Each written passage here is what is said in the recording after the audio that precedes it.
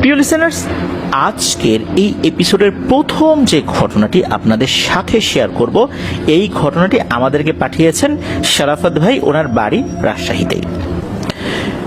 বেশ কিছু বছর আগে উনি ওনার বন্ধুর সাথে গল্প করছিলেন, হাঁটাহাঁটি করছিলেন। তখন ওনাদের এই আলাপচারিতার মাঝে একজন ব্যক্তি চলে আসেন। ওই ব্যক্তিকে দেখেই ওনার বন্ধু বলে ওঠেন, কি আমার কেশবতী মামা, কেমন আছো? তো মামাও মৃদু হেসে দেন। এরপর এই শরাফত ভাইয়ের সাথে পরিচিত হন, যেটাকে পরিচয় করে দেয় আমার বন্ধু। এরপরে উনি চলে যান। তো শরাফত ভাই উনি কিন্তু বেশ অবাকই হন, কারণ হচ্ছে ওই মামার মাথায় চুল নাই, একদম মাথাটা টাক হয়ে গেছে। আর উনি যে কোনো সেলুনে গিয়ে মাথা টাক করেছেন বিষয়টা এরকম না, ওনার মাথা একদম পুরোপুরি টাক। কিন্তু উনি একজন ইয়াং মানুষ, ইয়াং বলতে এখন মধ্যবয়স্ক হয়ে গেছেন, তারপরও উনি যথেষ্ট ইয়াং। এই যে কেশবতী মামা বলল, শরাফত ভাইয়ের বন্ধু কেন এটা বলল, এটা তো ওনার মাথায় খেলে না। উনি তখন তার বন্ধুকে জিজ্ঞেস করলেন যে, হ্যাঁ রে, মামার মাথায় তো চুল নাই, তুই কেশবতী বলে তাকে কটাক্ষ করলি কেন? মামা মনে কষ্ট পেল না? তখন বন্ধু বলে যে, আরে না, উনি মনে কষ্ট পায় নাই, আমরা মাঝে মাঝে তাকে বলি, উনি হেসে উড়িয়ে দেন। আর এটা তো বাইরের কেউ বলে না, আমরাই বলি, এটা তো একটু মজা করতেই পারি ভাগিনা হিসাবে, উনি এটাতে কিছু মনে করেন না। তবে ওনার যে মাথায় চুলটা নাই, এটার পিছনে একটা রহস্য রয়েছে। তখন ওই শরাফত ভাই রহস্যটা জানার জন্য উদ্গ্রীব হয়ে গেলেন। তখন তার বন্ধু বলতে থাকে যে ঘটনাটা শুরু 2000 সাল বা 2001 সালের দিকে। রাজশাহী শহরেই শাপলা ছাত্রাবাস নামে একটা জায়গা আছে। এই শাপলা ছাত্রাবাসের কাছে একটা জোড়া পুকুর রয়েছে। এই জোড়া পুকুরের কাছে উনি বিভিন্ন সময় যেতেন। তো একদিন হয় কি, খুব বৃষ্টি হচ্ছিল, উনি ওই বৃষ্টির মধ্যে ওই জোড়া পুকুরে গোসল করতে গিয়েছেন। জোড়া পুকুরকে ঘিরে অনেক কথাই প্রচলিত আছে। তো উনি গোসল করেছেন, বেশ কিছু সময় গোসল করে যখন উঠে আসছেন, উঠে ওই বৃষ্টির মধ্যেই হেঁটে হেঁটে বাড়িতে আসছেন। বাড়িতে আসার সময় উনি হঠাৎ করে দেখেন যে বৃষ্টির মধ্যে একটা মেয়ে, একটা কিশোরী মেয়ে, সে দাঁড়িয়ে দাঁড়িয়ে ভিজছে। অনেকে বৃষ্টিতে গোসল করে না, ওই রকম আর কি। তো উনি আবার এগিয়ে যান, এগিয়ে গিয়ে বলেন যে, এই তুমি কে, এই বৃষ্টির মধ্যে গোসল করতেছো কেন, ঠান্ডা লেগে যাবে। তো উনি বেশ আগ্রহ এবং বিনয়ের সাথেই কথাগুলো বলছিলেন। ওই মেয়েটি ওনার সাথে কথা বলে যে আমার বাসা এখানেই, নামও বলে, একটা কিছু একটা বলেছিল নাম। তারপর ওই মেয়েটির সাথে কিছুটা সময় আলাপচারিতা হয়। এরপরে মামা চলে যান, উনি ওনার বাড়িতে চলে যান। তো যাওয়ার পর ওই মেয়েটার কথা ওনার বারবার মনে হতে থাকে। এরপর যখন ওই দিকটাতে গিয়েছেন, দিন হোক, বিকাল হোক, রাত হোক, তখনই ওই মেয়েটার সাথে ওনার দেখা হয়েছে। মেয়েটাকে উনি একাই দেখেছেন সব সময়। তো তার সাথে কথা হয়। একটা পর্যায়ে এই শরাফত ভাই উনি ওই মেয়েটার প্রতি দুর্বল হয়ে পড়েন। ওনার এই দুর্বলতার কথাও ওই মেয়েটিকে উনি জানান। মেয়েটাও সম্মতি দেয়। এরকম ভাবেই মেয়েটার সাথে ওনার কথাবার্তা চলছিল। তখন তো এরকম মোবাইল ফোন সবার হাতে হাতে আসে নাই, 2000 সাল বা 2001 সালের কথা। সবে মাত্র বিভিন্ন জায়গায় মোবাইলের টাওয়ারগুলো বসানো হচ্ছে। একটা পর্যায়ে মামা ওই মেয়েটাকে বিয়ের প্রস্তাব দেন। মেয়েটা তো প্রথমে রাজি হতে চায় না, বলে না না, আসলে তোমার সাথে আমার তো আসলে এভাবে হয় না, তোমাদের সাথে আমাদের মিলবে না। এখন মামা বলেন যে কেন মিলবে না, আমার পরিবার তো সচ্ছল, আমিও তো সচ্ছল, তোমাকে তো আমি চালাতে পারবো, এটা নিয়ে তো সমস্যা নাই। বলে না, আসলে তুমি বিষয়টা বুঝতে পারতেছো না, আমরা এইভাবে কথা বলতেছি, এভাবেই বলি, এটাই ভালো, এটাই সবার জন্য মঙ্গল হবে। কিন্তু মামা তো রাজি না। মামা বলে যে আমি আমার গার্ডিয়ানকে বলে রাজি করিয়েছি যে আমি একটি মেয়েকে পছন্দ করি, তারা তোমার মা বাবার সাথে কথা বলতে চায়, আর তুমি তোমার মা বাবাকে বুঝাও, আমি আগে তাদের সাথে গিয়ে কথা বলবো, এরপর আমি আমার মুরব্বীদেরকে তোমার মুরব্বীদের সাথে পরিচয় করিয়ে দেব। মেয়েটা তো রাজি হয় না, একটা পর্যায়ে এসে রাজি হয়। তবে একটা কথা, ওই মেয়েটাকে উনি অধিকাংশ সময়ই দেখতেন ওই জোড়া পুকুরের কাছে, ওই শাপলা ছাত্রাবাসের কাছে যে জোড়া পুকুর রয়েছে ওইখানে। তো উনি তো ওই দিকটাতে যেতেন। একদিন হয় কি, ওই মেয়েটা বলে যে ঠিক আছে আজকে চলো আমি আমার পিতামাতার সাথে তোমার দেখা করাই দেই। তো উনি চিন্তা করছেন যে হয়তোবা কোনো দিকে নিয়ে যাবে, বাড়ি টাড়ি এই পাশেই হয়তোবা মেয়েটার। তো মেয়েটা তার হাত ধরেছে, হাত ধরে জোড়া পুকুরের ভিতর নামা শুরু করেছে। মামা চিন্তা করছেন যে কি ব্যাপার, যাবো হলো মেয়েটার বাড়ি, ও জোড়া পুকুরের মধ্যে নেমে যাচ্ছে কেন? বিষয়টা প্রথমে কিছুটা রসিকতা মনে করছেন, যে মেয়েটা হয়তো একটু রসিকতা করছে, এই পুকুর ঘাটে বসে এখন হয়তো কিছুটা গল্প গুজব করবে, এরপরে উঠে যাবে। তারপর যখন পুকুরের পানিতে নামা শুরু করছে, হাত ধরে টানতে টানতে নামিয়ে নিয়ে যাচ্ছে, তখনও মামা চিন্তা করেছেন যে হয়তোবা পুকুরের পানিতে দুইজন একসাথে গোসল করবেন, এটাও একটা ভালোবাসার বহিঃপ্রকাশ ঘটবে, এরকমটা চিন্তা করছেন। এরপর যখন কোমর পানিতে নিয়ে গেছেন, তখন দেখে মেয়েটা হাত চেপে ধরে তাকে আবার পানির ভেতর টেনে নিয়ে যাচ্ছে। তখন উনি বারবার বলছে যে আমাকে কোথায় নিয়ে যাচ্ছ?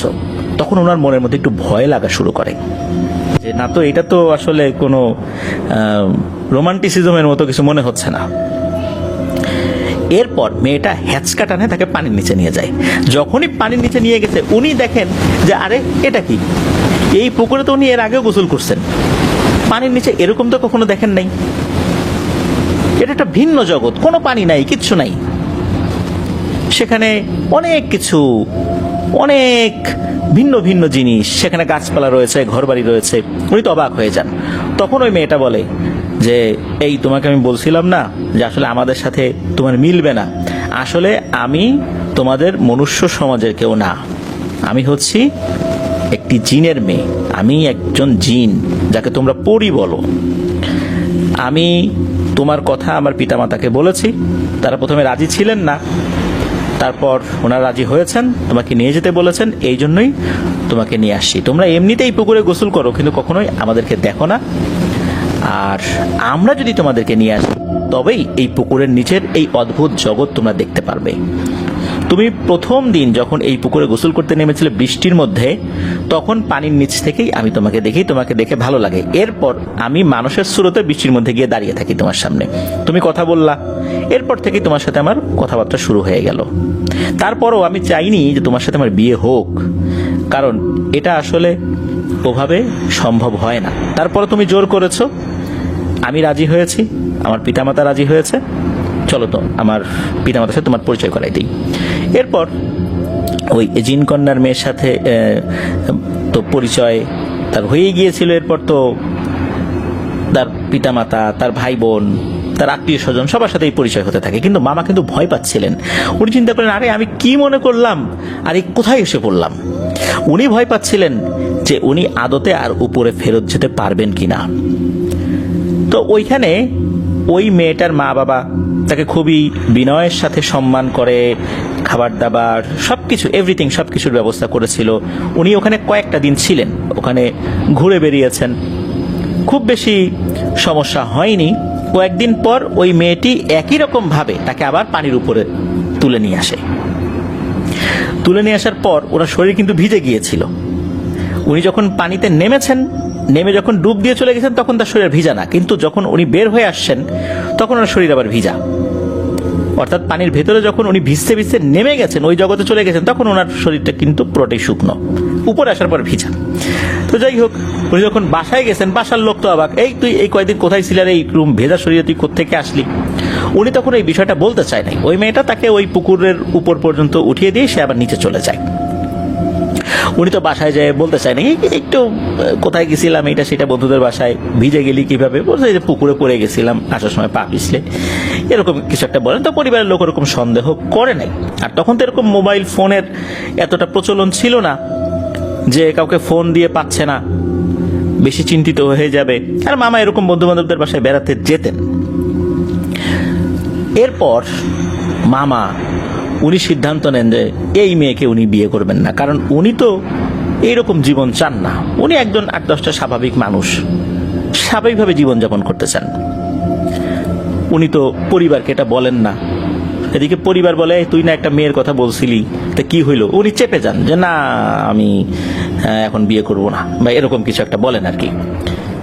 এদিকে হয় কি, প্রতি রাত্রে ওই মেয়ে এসে মামার ঘরে ঢোকে আর বলে, কি হলো, তোমার সিদ্ধান্ত কি, তোমার পিতামাতাকে বলছো?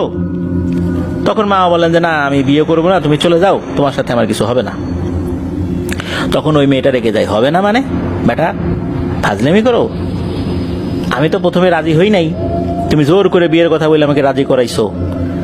এরপর আমি আমার পরিবারকে বললাম, পরিবারও রাজি ছিল না, তারপরও আমি তাদেরকে রাজি করাইলাম, আমাদের জগতে নিয়ে গেলাম, এই জোড়া পুকুরের তলদেশের রহস্য তুমি জেনে গেছো, আর এখন ফাজলামি করো যে বিয়ে করবা না। তোমাকে কতবার করে বুঝাইছি ভিন্ন ভিন্ন ভাবে, তুমি বুঝতে চাও নাই, আর এখন আসে ভং ধরছ, তা তো চলবে না, বিয়ে তোমাকে করতেই হবে। মামা বলে, না তুমি চলে যাও চলে যাও, আমি তোমাকে বিয়ে করতে পারবো না, আমি এরকম জীবন চাই না, আমি স্বাভাবিক জীবন চাই। কিন্তু ওই পরি সে তো আর ছাড়ে না, সে বলে না বিয়ে করতেই হবে। এইভাবে চিৎকার চেঁচামেচি হয়। মামার পরিবারের সদস্যরা অন্য ঘর থেকে শোনে যে মামা একা একা কথা বলছে, অন্য কারো কণ্ঠস্বর তারা কিন্তু শোনে না। তো তারা যখন ঘরে চলে যায়, মানে ওই ঘরে মানে মামার ঘরে আসে, তখন ওই পরিটাও অদৃশ্য হয়ে যায়, মামা আর কাউকে দেখে না। প্রতিটা রাতে মামাকে বিরক্ত করতো, সারাটা রাত উনি ঘুমাতে পারতেন না। আর এই সমস্যাটা পরিবারের অন্য সদস্যরা টের পেত না। এভাবে তো মামার জীবনটা একদম নরক বানিয়ে ফেলেছে বিরক্ত করতে করতে। মামা একটা পর্যায়ে পরিবারের সদস্যদের সাথে বিষয়টা শেয়ার করেন। পরিবারের সদস্যরা বুঝতে পারে যে সমস্যাটা কতটা গভীরে চলে গেছে। তারা হুজুর দেখান, কয়েকদিন ভালো থাকে, আবার শুরু হয়ে যায়। যেই তদবিরই দেয়া হোক না কেন, এই বন্ধনীটা কেটে যায় অল্প কয়েকদিনের মধ্যে, আবার শুরু হয়ে যায় একই সমস্যা, স্বপ্নের মধ্যে, বাস্তবে, এভাবে চলতেই থাকে। ওনার একরকম ঘর থেকে বের হওয়াই বন্ধ হয়ে গেছে, দিনের বেলাতেও উনি এই সমস্যা ফেস করতে থাকেন। এরপর মামা নিজেই উদ্যোগ নিয়ে উনি ভালো হুজুর খুঁজতে থাকেন, যে না এরকম হুজুরের কাজ হচ্ছে না, আমি নিজেই দেখি ভালো হুজুর খুঁজি। কারণ উনি তো আসলে সুস্থ হতে চাচ্ছিলেন, এর থেকে মুক্তি চাচ্ছিলেন। তো ভালো একজন হুজুরের শরণাপন্ন উনি হন। হুজুর বেশ কিছু রুকিয়া করেন, তদবির দিয়ে দেন, অনেকগুলো আমল দিয়ে দেন, এগুলো কন্টিনিউ করতে হবে, ব্রেক করা যাবে না। আর মামাকে বলেন যে দ্রুত বিয়ে করতে, তাহলে এই সমস্যার সমাধান হতে পারে। অধিকাংশ ক্ষেত্রে দেখা যায় পরি রিলেটেড সমস্যা বিয়ের পর সমাধান হয়। তো পরিবারের সদস্যরা যখন এটা জেনেছে যে হুজুরের পরামর্শ দিয়েছেন, পরিবারের সদস্যরাও খুবই তাড়াতাড়ি ভালো একটা মেয়ে দেখে ওনাকে বিয়ে করিয়ে দেন। সবাই ভেবেছিলেন যে এরপর মনে হয় সমস্যার সমাধান হবে, যেহেতু মামা ওই আমলগুলো করে যাচ্ছিলেন, সবকিছু কন্টিনিউ করছিলেন উনি। বিয়ের পর বাসর ঘরেই শুরু হয় সমস্যা। এই যে নতুন যে বউ আসছে, মানে যাকে উনি বিয়ে করে নিয়ে আসছেন, নতুন স্ত্রী ওনার, এক বিছানায় তাকে ঘুমাতেই দেয় না। মামার উপর তেমন কোনো প্রভাব বিস্তার করতে পারছে না, কিন্তু ওই যে নতুন যিনি মানে মামি, মামার পাশে ঘুমানোর সাথে সাথে মামির শরীরে একটা লাথি দিয়ে বিছানা থেকে ফেলে দেয়, তাকে রাতেবেলা ঘুমাতে দেয় না, স্বপ্নের মধ্যে ভয় দেখায়, বিভিন্নভাবে ভয় দেখায়, মানে তার জীবনটা অতিষ্ঠ করে ফেলেছে। ওনারা কথা যে বলবেন, একসাথে ঘুমানো তো দূরের কথা, ওনারা যে মুখোমুখি কথা বলবেন, দু চারটা কথা বলবেন, এই রকম সিচুয়েশনও রাখে নাই। মানে এই দুইজন এক জায়গায় একটু দাঁড়াবে কথা বলার জন্য, এইটাও হইতে দিত না। কারণ ওই মেয়েটার উপরে, মানে ওই মামির উপরে সে প্রভাব বিস্তার করতে পারতো খুব সহজেই, যার কারণে মামির জীবনটা একরকম নরক বানিয়ে ফেলেছে। মামি ত্যক্ত বিরক্ত হয়ে একটা পর্যায়ে উনি ওনার বাপের বাড়িতে চলে যান। তো এরপর যেটা হয়, মামার মাথার চুল পড়ে যেতে থাকে, মামার শরীরটা খারাপ হতে থাকে। মামা অত্যন্ত সুদর্শন একজন মানুষ, কিন্তু ওনার শরীরটা খারাপ হতে থাকে, চেহারাটা ভেঙে যেতে থাকে। চুল পড়তে পড়তে একটা পর্যায়ে ওনার মাথায় কোনো চুলই নেই। এখনো পর্যন্ত এই সমস্যা চলমান রয়েছে। ওই মামি কিন্তু আর মামার কাছে ফেরত আসে নাই, মামা এখনো এরকমই আছে। এই যে প্রায় 24-25 বছর ধরে মামার সাথে এই ঘটনাটা এখনো চলমান রয়েছে। এখন কিছুটা কমেছে, বাট চলমান রয়েছে। প্রিয় লিসেনার্স, ঘটনাটা আপনারা শুনলেন, বুঝতে পারলেন কি ভয়ঙ্কর ব্যাপার! এই শাপলা ছাত্রাবাসের পাশে যে জোড়া পুকুর রয়েছে, আমার ধারণা যে এই পুকুরটা বা ওই এলাকায় আমি গিয়েছি 2007 সালের শেষ দিকে অথবা 8 সালের শুরুর দিকে আমি ওখানে গিয়েছি। কেননা আমি যখন রাজশাহী বিশ্ববিদ্যালয়ে ভর্তি হই, তখন ওই ভর্তি হওয়ার পর আশেপাশের এলাকাগুলো ঘুরে দেখার একটা আগ্রহ মনের মধ্যে ছিল। নতুন জায়গায় আসছি, নতুন করে ইউনিভার্সিটিতে আসলে পদার্পণ ঘটেছে। আগে তো কলেজে লেখাপড়া করেছি, জায়গাটা ছোট ছিল, এখন বিস্তীর্ণ জায়গার মধ্যে চলে আসছি, বিস্তীর্ণ একটা ক্যাম্পাস, আশেপাশে ঘুরে দেখার একটা বাসনা, ওভাবে ঘুরেছি। তবে আমার মনে পড়ে যে ওই জায়গার কাছে আমি গিয়েছি, শাপলা ছাত্রাবাস নামটা আমার কাছে পরিচিত লাগছে। আমি যখন অডিও ফাইলটা শুনলাম, যিনি পাঠিয়েছেন অডিও আকারে পাঠিয়েছিলেন, আমার কাছে মনে হচ্ছে যে জায়গাটা আমার পরিচিত। তবে এতটুকু আমার মনে পড়ে যে জায়গাটা মোটামুটি নির্জন, খুব নির্জন না, মোটামুটি নির্জন। এতটুকু আমার যতটুকু মানে স্মরণে আছে সেই 2008 সালের শুরু বা 7 সালের শেষ দিককার কথা আর কি। তো এখন সেখানকার কি অবস্থা, কেউ ছবি তুলে আমাদেরকে পাঠাতে পারেন। আর আপনারা যারা ঘটনা পাঠাতে চান তারা লিখে অথবা রেকর্ড করে যে কোনোভাবেই ঘটনা পাঠাতে পারবেন afnandaharwalbd@gmail.com এই ইমেল অ্যাড্রেসে। ইমেল অ্যাড্রেসের স্পেলিংটা বলে দিচ্ছি, AFNANTHEHORRORWORLDBD afnandaharwalbd@gmail.com। স্পেলিংটা আমরা আমাদের ভিডিও ডিসক্রিপশনে দিয়ে রেখেছি। ঘটনাগুলো কেমন লাগছে তা জানিয়ে এই ভিডিওর কমেন্ট সেকশনে কমেন্ট করতে পারেন। এছাড়া আমাদের ফেসবুক পেজ এবং গ্রুপ তো রয়েছে আপনার দহর ওয়ার্ল্ড নামে, সেখানে গিয়েও আপনারা আপনাদের মতামত জানাতে পারেন। প্রিয় লিসেনার্স, চলুন চলে যাই আমাদের এবারে শনির রাতের পরবর্তী আরো একটি নতুন ঘটনায়। প্রিয় লিসেনার,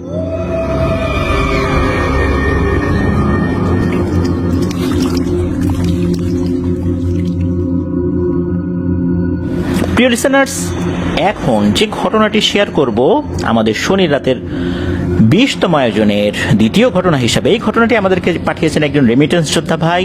উনি বর্তমানে সৌদি আরবে রয়েছেন। ওনার নাম রানা আহমেদ, ওনার বাড়ি মুন্সিগঞ্জের গজারিয়া উপজেলায়।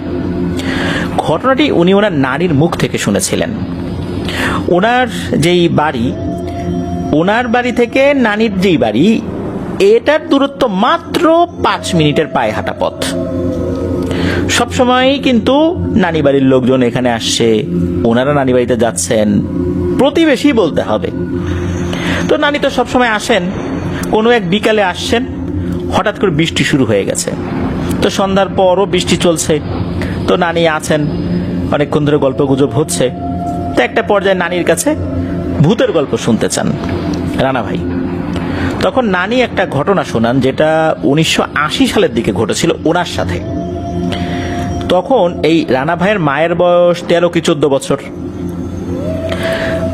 ওই সময়ে যেটা হয়, নানির একটি সন্তান হয়, যেটা হচ্ছে এই রানা ভাইয়ের ছোট মামা। উনি 7 মাস যখন হয় আর কি, গর্ভে ওনার বয়স হয় ওই ছোট মামার, তখন উনি ভূমিষ্ঠ হন। যার কারণে উনি ছিলেন ইমম্যাচিউর বেবি আর কি, অপরিপক্ক। ওনার নাকি চোখই ফোটে নাই তখন। ওনাকে নিয়ে বেশ পেরেশানিতে ছিলেন, খুব যত্নে ওনাকে রাখতে হচ্ছিল। তো এরকম একটা সময় চলছিল। আর নানা উনি ওই সময় নৌকা চালাতেন। তবে নৌকা বলতে যে খেয়া পারাপারের নৌকা না, ওনার নৌকাটা বেশ বড় ছিল। নৌকায় মালামাল নিয়ে এক জায়গা থেকে আরেক জায়গা যেতেন, দূরে দূরে যেতেন। আবার কোনো প্রোগ্রাম হলে ওনার নৌকা নিয়ে অনেকে যেতেন আর কি, বিভিন্ন প্রোগ্রামগুলোতে। এইভাবে ওনার নৌকা ভাড়া নিত অনেকেই, উনি চালাতেন সেটা।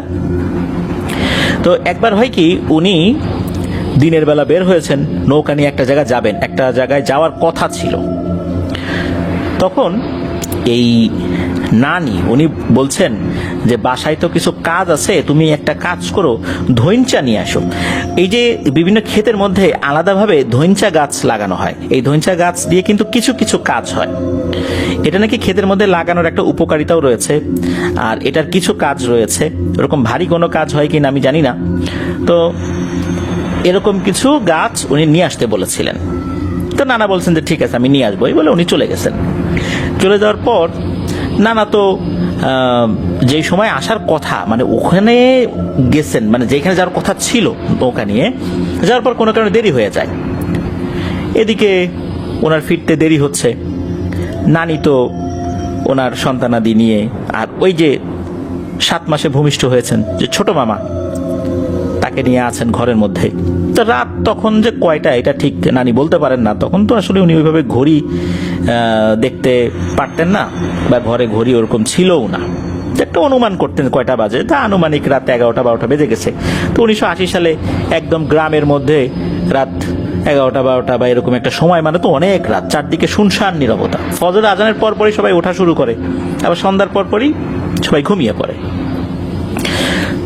তো নানি তো ঘুমিয়ে আছেন। হঠাৎ করে মনে হলো বাড়ির উঠোনে কেউ আসছে, এসে বলছে যে এই নাও তোমার ধনচার আটি নিয়ে আসছি।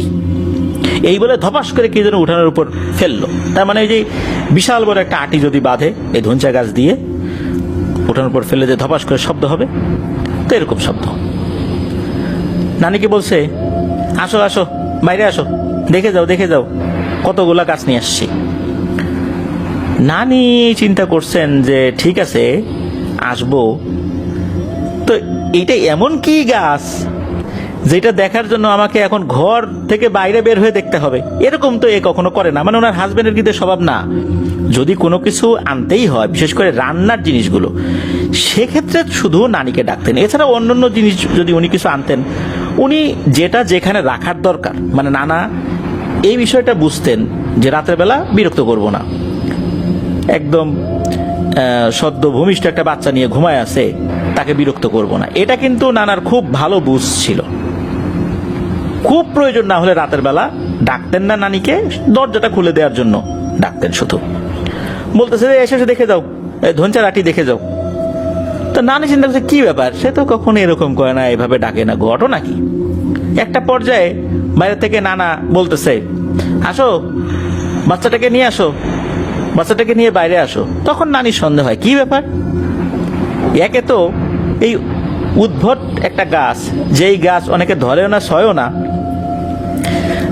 সেই গাছ আনতে বলছে একটা বিশেষ কাজে, সেটা নিয়ে আসে, এটা তো দেখার তেমন কিছু নাই।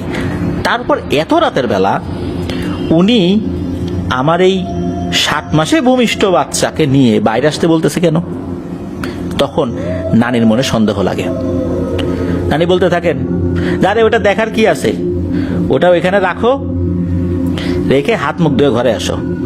কিন্তু বাড়ি থেকে বলছে না বাইরে আসো, দেখে যাও, আর বাচ্চাটাকে নিয়ে আসো, এরকম বলতেছে। নানির সন্দেহ তো ঘনীভূত হয়। নানি বলেন না আমি যাব না। তো বাইরে থেকে এরকম ডাকতে ডাকতে একটা পর্যায়ে নাকি মনে হলো যে ধপাস ধপাস শব্দ করে ভারী পায়ে হাঁটতে হাঁটতে ওই জিনিসটা চলে গেল। তো নানা সকালবেলা আসছেন, ভোরবেলা, একদম ভোরবেলা আসার পর ডাকাটাকি করতেছেন। নানি তখন দরজা খুলছেন।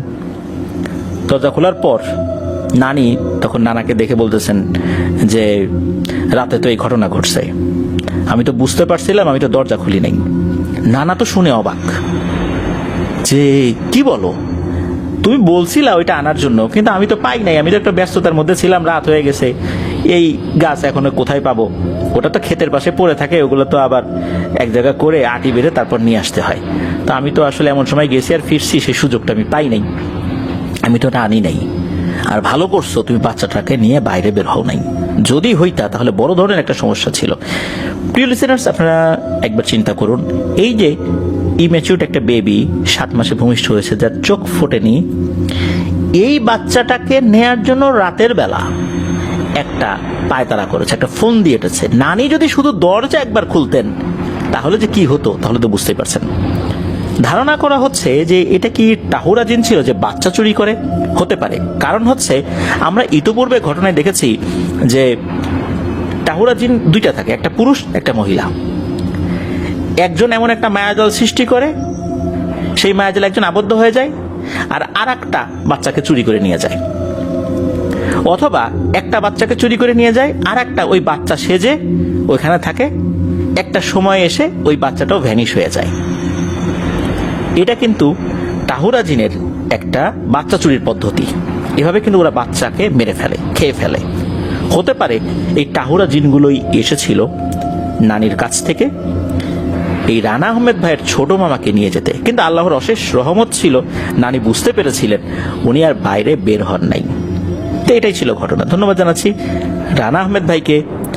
আর এই ধরনের সিচুয়েশনে আসলে মাথা ঠান্ডা রেখে বুদ্ধি করে চলা খুব কঠিন ব্যাপার।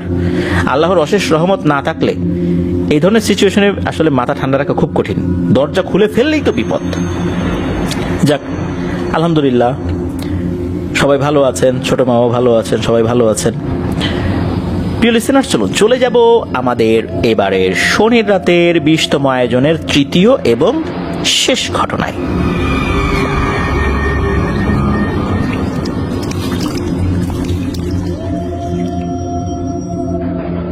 চলে এলাম প্রিয় লিসেনার্স আমাদের এবারে শনির রাতের 20তম আয়োজনের তৃতীয় এবং শেষ ঘটনায়।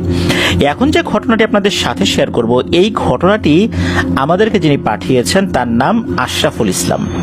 ওনার বাড়ি ময়মনসিংহ জেলার ফুলপুর উপজেলায়।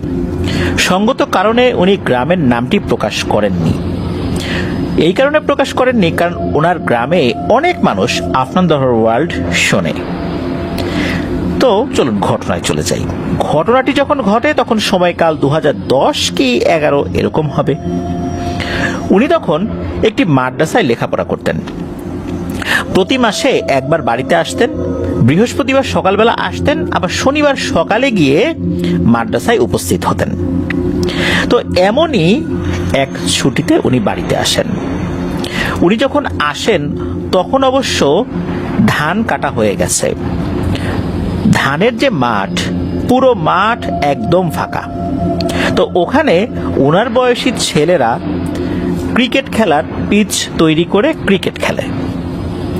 মাঠের যেখানে এবড়ো থেবড়ো আছে কোদাল দিয়ে সেই জায়গাটা সমান করেছেন তারা। তো এভাবে ক্রিকেট খেলেন, ফুটবল খেলেন ওখানকার ছেলেপেলেরা। তো ওই গ্রামে একজন মুরব্বী রয়েছে, উনি কোনো খেলা পছন্দ করেন না। বাচ্চারা যদি ক্রিকেট খেলে, ফুটবল খেলে বা অন্য কোনো খেলা খেলে বা অন্য কোনো খেলার কোনো কোর্ট কাটে, তার কাজ হচ্ছে কোদাল দিয়ে সেই কোর্টটা নষ্ট করে দেয়া। ওনার কাছে যদি বল যায়, সেই বলটা কাঁচি দিয়ে, কোদাল দিয়ে বা কুড়াল দিয়ে কুপিয়ে সেটাকে নষ্ট করে ফেলা। ক্রিকেট খেলার কোনো বল যদি তার হাতে পড়ে, সেটাকে কেটে 2 ভাগ করে ফেলা। অর্থাৎ ওনার কাছে যদি কোনো বল যায়, ওটার আর নিস্তার নেই। আর খেলার কোনো কোর্ট যদি উনি দেখেন, ওটাও নষ্ট করে ফেলবেন। কেন জানি এই খেলার প্রতি তার একদম বিতৃষ্ণা। ছেলেপেলে কেন খেলবে? খেলছে ছেলেপেলেরা, মনে হচ্ছে যে তার জ্বালা যন্ত্রণা শুরু হয়ে গেছে। এই জন্য ছেলেপুলেরা তাকে পছন্দ করতেন না মোটেও। এটা উনি বুঝতে পারতেন। তারপরও ওনার এই যে খেলা দেখায় অ্যালার্জি, খেলা নষ্ট করতে হবে, খেলাটা পণ্ড করতে হবে। ছেলেপেলেদেরকে ধাওয়া করতেন, ছেলেপেলেও দৌড়াতো। কি করা, মুরব্বী মানুষ, তাকে তো কিছু বলা যায় না, এলাকার সম্মানী ব্যক্তি। তো এটা ওনার বদ স্বভাব ছিল। তো এই যে আশরাফুল ইসলাম ভাই, উনি সহ ওনার আরো 2 বন্ধু, ওনারাও যখন খেলছিলেন তখন ওই মুরব্বী আসেন, এসে ওই বলটাকে, ক্রিকেট খেলার বলটাকে ধরে ফেলেন আর বলটাকে নষ্ট করে ফেলেন। এতে করে এই আশরাফুল ইসলাম ভাই প্রচন্ড ক্ষিপ্ত হন, কারণ উনি এই ধরনের কাজ করে যাচ্ছে, আসলে কেউই তাকে কিছু বলছে না, এলাকার লোকজনও তাকে কিছু বলে না।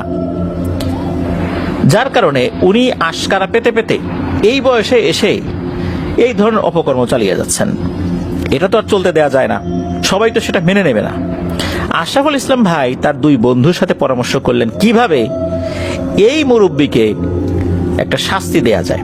আর মুরব্বী মানুষ, তাকে তো গুরুতর কোনো আঘাত করা যাবে না, যাতে করে উনি আহত হয়ে যান। তাতে করে এলাকায় আবার বিচার সালিশ বসবে, অনেক সমস্যা হবে। আবার উনি মাদ্রাসায় পড়েন, তখন সবাই এটা নিয়ে আরো অনেক কথা বলবে। কি করা যায়?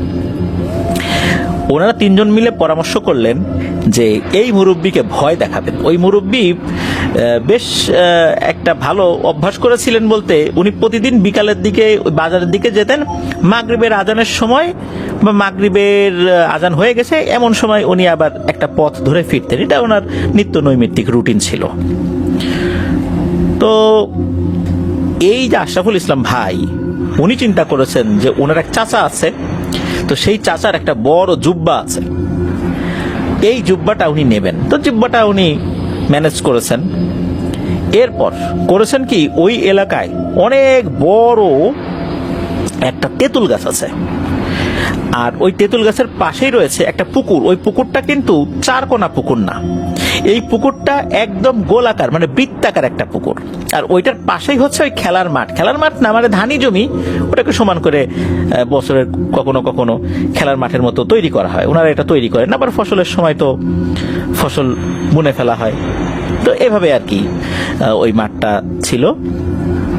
ওই যে তেঁতুল গাছ রয়েছে পুকুরের পাশে, তো ওইটার পাশ দিয়ে তো ওই মুরব্বী হেঁটে আসবেন। তো আশরাফুল ইসলাম ভাই কি করেছেন, ওই তেঁতুল গাছের উপরে উঠেছেন, উঠে ওত পেতে আছেন। আর ওনার যেই দুই বন্ধু, তারা রাস্তার শুরুতে একজন ছিল আর মিডিলে একজন ছিল, শেষ দিকে হচ্ছে এই তেঁতুল গাছ, যার একটা ডালের উপরে আশরাফুল ইসলাম ভাই বসে আছেন। ওই সময় ওনারা বাটনওয়ালা নোকিয়া ফোন ইউজ করতেন। যখন ওই রাস্তার শুরুতে এসেছেন, তখন শুরুতে থাকা ওই বন্ধু রাস্তার মিডিলে থাকা বন্ধুকে ফোন করে জানিয়ে দেয় যে সে আসছে। তো মিডিলে থাকা বন্ধু সে আবার আশরাফুল ইসলাম ভাইকে জানিয়ে দেয় যে সে কোন পর্যন্ত এসেছে। এইভাবে কমিউনিকেশন চলছে। যখন কাছাকাছি চলে এসেছে, তখন এই আশরাফুল ইসলাম ভাই একটা কাজ করে বসেন। সেটা হচ্ছে উনি একদম টার্গেট করে এই মুরব্বীর গায়ের উপরে জল বিয়োগ করা শুরু করেছেন। আশরাফুল ইসলাম ভাই কিন্তু ছোটবেলায় বেশ কৃষ্ণ বর্ণের ছিলেন, এখন নাকি মোটামুটি গায়ের রং একটু ফর্সা হয়েছে। অন্ধকারে কিন্তু ওনাকে খুব একটা দেখা যেত না। আর তখন তো সন্ধ্যা নেমে এসেছে। ওই মুরব্বী যখন ওই তেঁতুল গাছের উপরের দিকে তাকিয়েছেন, উনি এমন ভয় পেয়েছেন, ওরে বাবারে মারে কি দেখলাম রে, এই বলে দিয়েছেন এক দৌড় উনি বাড়িতে চলে গেছেন। তো বাড়িতে যাওয়ার পর সে তো অসুস্থ হয়ে পড়ছে এই ভয়ে, যে হাই হাই কি দেখলাম। পরবর্তীতে অবশ্য জানতে পেরেছিলেন তিনি যে এই কাজটা কে করেছে, আশরাফুল ইসলাম ভাই করেছে।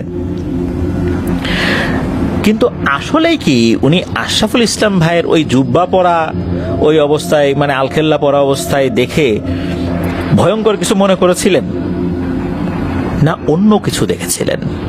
আসেন এবার আমরা সেই রহস্যের সমাধানের দিকে যাব। তো এরপরে আশরাফুল ইসলাম ভাই উনি মাদ্রাসায় চলে গেছেন। মাদ্রাসায় চলে যাওয়ার পর ওনাদের যেই মাদ্রাসাটা ছিল, বিল্ডিং করা মাদ্রাসা ছিল, উনি মাঝে মাঝে কি করতেন, ছাদে গিয়ে কোরআন তেলাওয়াত করতেন।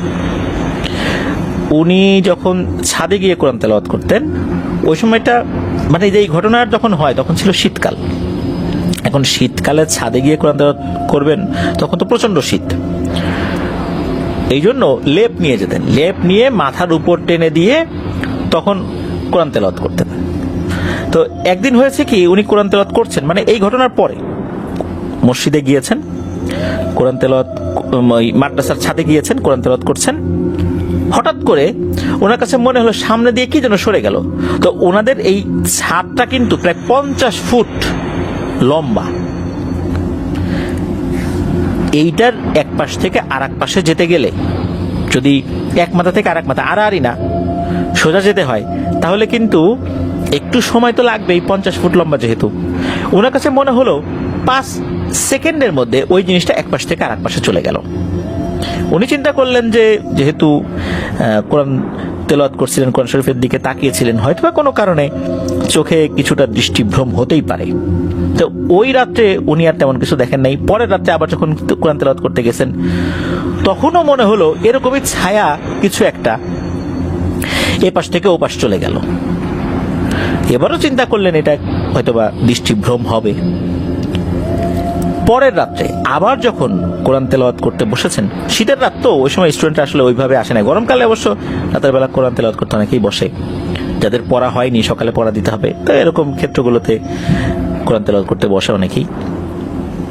তো তৃতীয় রাত্রে উনি যখন বসেছেন কোরআন তেলাওয়াত করতে, তখন উনি তেলাওয়াত করছেন। তো উনি যেই আয়াতটা তেলাওয়াত করেন, ঠিক সেম আয়াতটা, মানে উনি ওই তেলাওয়াতটা করার পর ওই সেম আয়াতটা আবার পেছন থেকে আরেকজন পড়ছে। ধরুন যে উনি সূরা ফাতিহা পড়ছে, আলহামদুলিল্লাহি রাব্বিল আলামিন, পেছন থেকে আবার বলে উঠছে সেম আয়াতটা, আলহামদুলিল্লাহি রাব্বিল আলামিন। উনি বলছেন আর রহমানির রহিম, পেছন থেকে আবার বলছে আর রহমানির রহিম। কিন্তু ওই কণ্ঠটা ছিল একটি নারী কণ্ঠ, সুরেলা নারী কণ্ঠ।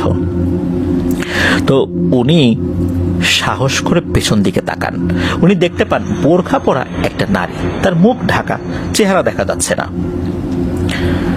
উনি তো দেখে ভয় পেয়ে গেছেন, তবে এতটা ভয় পান নাই যে চিৎকার চেঁচামেচি করে অজ্ঞান হয়ে যাবেন বা নিচে দৌড়ে যাবেন। সাহসী ছিলেন, তবে কিছুটা তো ভয় পাবেনই, কারণ হঠাৎ করে মাদ্রাসার ছাদের উপরে এত রাতের বেলা একটা নারী। উনি বুঝতে পারছেন যে ঘটনাটা কি। তখন ওই মেয়েটা তাকে বলে যে তোমার ভয়ের কোনো কারণ নাই, তোমার কোরআন তেলাওয়াত আমার ভালো লাগে, আমি আসছি তোমার কোরআন তেলাওয়াত শোনার জন্য, আর তোমার বিষয়ে আমি খোঁজ খবর নিয়েছি। তুমি কয়েকদিন আগে একটি ঘটনা ঘটিয়েছিলে, মনে আছে? তখন ওই মেয়েটা বলতে থাকে যে ঘটনাটা কি। ওই মেয়েটা বলতে থাকে যে এই যে আশরাফুল ইসলাম ভাই ওই মুরব্বীকে ভয় দেখানোর জন্য যখন তেঁতুল গাছে উঠেছিলেন, ওই তেঁতুল গাছে ওই সময় আরো অনেক জিন ছিল, অধিকাংশই ভালো ছিল, আবার দুষ্টু জিনও ছিল। তো ওই সময় উনি তেঁতুল গাছে উঠেছেন, এটা জিনেরা পছন্দ করে নাই। ওই সময় ওই জিনেরা চিন্তা করছে কে ধাক্কা দিয়ে ফেলে দেবে। ওই সময় নাকি এই পরীটা ওখানে আসে, আসার পর জিজ্ঞেস করে যে এই ছেলেটা এখানে কেন এই সময়? তখন ওই জিনেরা বলে যে এই ছেলেটা খোঁজ নিয়ে জানতে পারলাম যে ওই মুরব্বী ছেলে পেলেদের খেলা নষ্ট করে, তাকে ভয় দেখানোর জন্য এখানে আসছে। তখন ওই পরী বলে যে তোমরা ওকে কেউ কিছু করো না, ক্ষতি করো না, আমি দেখছি বিষয়টা। এই কারণেই মূলত আশরাফুল ইসলাম ভাইকে ওই সময়ে ওই জিনেরা কোনো ক্ষতি করেনি। কিন্তু আশরাফুল ইসলাম ভাই ওই যে জুব্বা পরে, মানে আলখেল্লা পরে ওই মুরব্বীকে যে ভয় দেখিয়েছেন, ওই মুরব্বী মূলত আশরাফুল ইসলাম ভাইকে দেখে নাই। ওই মুরব্বী দেখেছিলেন ভয়ঙ্কর একটা বিশাল বড় পাখি তার দিকে তেড়ে আসছে। উনি যে জল বিয়োগ করেছেন ওটা তার গায়ে পড়েছে ঠিক আছে, কিন্তু ওই দিকে তার ভ্রুক্ষেপ ছিল না। সে দেখেছে ভয়ঙ্কর একটা পাখি তার দিকে তেড়ে আসছে মারার জন্য। আর ওইটা দেখেই উনি বলছেন ওরে বাবারে কি দেখলাম রে, পরিমরি করে দৌড় দিয়েছেন বাড়ির দিকে। তো পরে যখন এটা জানাজানি হয়েছে যে ওনার অবস্থা খুব খারাপ, খুব ভয় পাইছে, তখন তাকে বলা হয়েছে যে এরা ভয় টয় দেখাইছে, কিন্তু উনি এটা বিশ্বাস করেন না, আমি তো ওকে দেখি নাই, আমি ভয়ঙ্কর একটা পাখি দেখছি, ওকে তো আমি দেখি নাই। উনি বিশ্বাস করতে চান না যে এই আশরাফুল ইসলাম ভাইরা এই ঘটনা ঘটিয়েছে। তো যাই হোক, ওই পরী বলে এই ঘটনা, আর বলে যে আমি মাঝে মাঝে আসবো কোরআন তেলাওয়াত শুনতে, তুমি কি আমাকে কোরআন তেলাওয়াত শিখাবা? এরপর অবশ্য স্বপ্নের মধ্যেও এসে কোরআন তেলাওয়াত শিখতে চেয়েছে। তো উনি আসলে এই বিষয়ে কি বলবেন, কারণ যদি উনি বলেন যে ঠিক আছে শেখাবো, পরবর্তীতে এই পরীর দ্বারা কোনো ক্ষয়ক্ষতি হয়ে যায়, যেমনটা আমরা কিন্তু এই যে আমাদের এবারের শনি রাতের 20তম এপিসোডের প্রথম যে ঘটনাটি আমরা শেয়ার করলাম, ওই ঘটনাটিতে এই রাজশাহীতে জোড়াপুকুরের ওইখানে যে ঘটনাটা ঘটলো, ওই মামা 25 বছর ধরে দেখেন ওনার কি অবস্থা। তো পরী বা জিন যদি সাথে থাকে এই সমস্ত উদ্দেশ্যে, ভালো লাগার উদ্দেশ্যে, তাহলে তো একটা বড় ধরনের সমস্যা হতে পারে। তো উনি এই বিষয়ে আসলে কোনো মতামত দিতে পারছিলেন না। উনি বলছেন যে আমি আমার ওস্তাদের সাথে পরামর্শ করে জানাবো। এরপর উনি ওনার ওস্তাদের সাথে পরামর্শ করেন। তখন ওনার ওস্তাদ কিছু খোঁজ খবর নেন। ওনার ওস্তাদ বলেন ঠিক আছে তুমি রাজি হয়ে যাও, তুমি কোরআন তেলাওয়াত করবা, সে শুনবে। তো এরপরে উনি রাজি হন। তারপরে নাকি বিভিন্ন সময় এসেছে, কোরআন তেলাওয়াত শুনেছে। তবে এইখানে একটা অদ্ভুত ব্যাপার রয়েছে, সেটা হচ্ছে যে এই আশরাফুল ইসলাম ভাই উনি কিন্তু বিয়ে করেছেন, ওনার সন্তানাদি হয়েছে। ওনার বিয়ের সময়ও নাকি এই পরী উপহার নিয়ে এসেছে। তারপর ওনার যে সন্তান, ওনার সন্তানের বিভিন্ন অসুখ বিসুখে ট্রিটমেন্ট করেছে। দেখা যাচ্ছে যে এই পরীর উপস্থিতি থাকলে জীবনের যেই স্বাভাবিক গতি, এটা যেমন বাধাগ্রস্ত হয়, ওনার বেলায় সেটা মোটেও হয়নি। উনি অত্যন্ত স্বাভাবিকভাবে জীবনযাপন করছেন, এখনো উনি এভাবেই জীবনযাপন করছেন। যেহেতু ওনার বিস্তারিত পরিচয় উনি দিতে অনিচ্ছুক ছিলেন, যার কারণে ওনার গ্রামের নামটা কিন্তু আমরা বলি নাই। এটাই ছিল উদ্দেশ্য যে ওনার আশেপাশের লোকজন খুব একটা যেন ওনার বিষয়ে জানতে না পারেন। তো এটাই ছিল ঘটনা। আমাদের এবারের এপিসোডের প্রথম ঘটনার সাথে এই পরের ঘটনার আকাশ পাতাল পার্থক্য। তবে পরের যে ঘটনা অর্থাৎ শেষ ঘটনা, এটা কিন্তু খুব রেয়ার হয়। মানে এই ধরনের পরি কারো সাথে থাকে বা আসে মাঝে মাঝে, কিন্তু সেই ব্যক্তি স্বাভাবিকভাবে জীবনযাপন করছে, এটা কম হয়। দেখুন রাজশাহীতে কি হয়ে গেল। একজন গোসল করতে গিয়েছে, পানির নিচে থাকা তারা পছন্দ করেছে, তাদের মধ্যে থেকে একজন। এরপর তো যেটা হলো আপনারা জেনেছেন। তো আসলে কখন যে কার জীবনের বড় ধরনের পরিবর্তন চলে আসবে আমরা কেউ জানতে পারি না। অধিকাংশ ক্ষেত্রেই এই ধরনের ক্ষেত্রগুলোতে আর কি এটা নেতিবাচক প্রভাবটাই আমরা বেশি দেখি, ইতিবাচক প্রভাব খুবই কম দেখি। 100টার মধ্যে 1-2টা দেখি আমরা ইতিবাচক প্রভাব, আর অন্যগুলা নেতিবাচক প্রভাব। আল্লাহ আমাদেরকে হেফাজত করুন। ধন্যবাদ জানাচ্ছি আমাদের এবারের এপিসোডে যারা ঘটনা পাঠিয়েছেন, শরাফত ভাই, রানা আহমেদ ভাই, আশরাফুল ইসলাম ভাই, সবাইকে অন্তরের অন্তঃস্থল থেকে ধন্যবাদ। আপনার কাছ থেকে আরো অনেক ঘটনা পাবো বলে আশা করছি ভবিষ্যতে। প্রিয় লিসেনার্স, আপনারা যারা ধৈর্য ধরে ঘটনাগুলো শুনলেন তারা কিন্তু কেউ লাইক বাটনের প্রেস না করে যাবেন না, আর এই ভিডিওর লিঙ্কটা বেশি বেশি করে শেয়ার করে দিবেন যাতে আজকের এই ঘটনাগুলো অনেকেই শুনতে পারে। ঘটনাগুলো কেমন লেগেছে তা জানিয়ে এই ভিডিওর কমেন্ট সেকশনে কমেন্ট করতে পারেন। এছাড়া আমাদের ফেসবুক পেজ এবং গ্রুপেও সেটা জানাতে পারেন। যারা ঘটনা পাঠাতে চান তারা লিখে অথবা রেকর্ড করে যে কোনোভাবে ঘটনা পাঠাতে পারবেন, অবশ্যই ইমেল অ্যাড্রেসের মাধ্যমে। ইমেল অ্যাড্রেসটা হচ্ছে afnandahorbd@gmail.com। স্পেলিংটা বলে দিচ্ছি, AFNANTHEHORRORWORLDBD, afnandahorbd@gmail.com। স্পেলিংটাও আমরা আমাদের ভিডিও ডেসক্রিপশনে দিয়ে রেখেছি, ফেসবুক পেজ এবং গ্রুপের লিঙ্কটাও ভিডিও ডেসক্রিপশনে দিয়ে রেখেছি। প্রিয় লিসেনার্স, আজকের এপিসোড শেষ করতে যাচ্ছি। ইনশাআল্লাহ সোমবার হরর নাইটের নতুন আরো একটি এপিসোড নিয়ে আপনাদের সাথে ঘটনা শেয়ার করব।